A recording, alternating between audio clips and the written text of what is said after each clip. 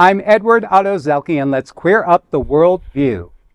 Did Canada really change LGBTQ acronym to MMIWG2SLGBTQQIA+? Claims are circulating online suggesting that Canada has officially expanded the LGBTQ+ acronym. The claim is false. The confusion stems from remarks made by Canadian Member of Parliament Leah Gazan, who used the term during a speech addressing $7 billion in budget cuts to Indigenous services. Gazan used MMIWG2SLGBTQQIA+ as an inclusive phrase referring to missing and murdered Indigenous women and girls, and Two-Spirit, lesbian, gay, bisexual, transgender, queer, questioning, intersex, and asexual people.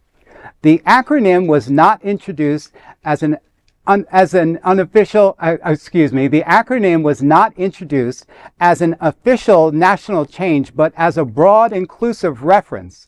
Some right-wing outlets and social media users misrepresented the term, amplifying confusion.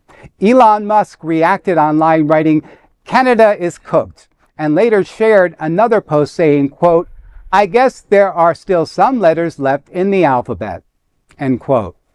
MMIWG remains widely used term describing violence against Indigenous women. Study shows Indigenous women in Canada face significantly higher homicide rates. Two-Spirit is a distinct cultural identity used by some Indigenous communities, separate from other gender identities.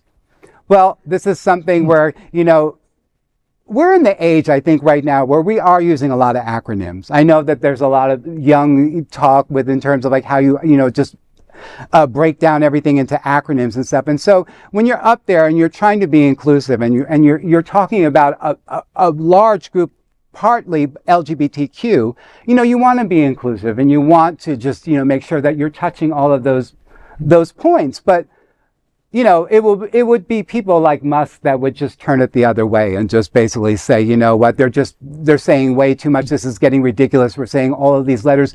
But the point is that we need to feel inclusive. Yeah. And if that's what's going to take to have all of these letters in an acronym, then that's fine. But again, we're not going that far. Yeah. I took it like they were making fun of us. That's kind of how, you know what I mean? Okay. Like, oh yeah, the alphabet family, fine, I get it, and if we needed to add more letters, I'm part Indigenous. I'm very well aware of what is going on with missing lesbian, Indigenous women, and just Indigenous people as a whole, right? Hence why we have the BIPOC acronym, right, for Black and Indigenous people of color. But the gays didn't add more letters, okay? Misinformation did, and inclusion isn't confusing, but ignorance is. Yes. And when people start mocking identities instead of learning them, that says more about their intelligence than our freaking alphabet. So stay educated, know what you're talking about, you know? Yeah, when I was in college, back in the day, we had the lesbian and gays. That was the lesbian and gay club. And I remember there was this huge uproar, even from the straights. I'm like, back off, about adding just the B. So every acronym,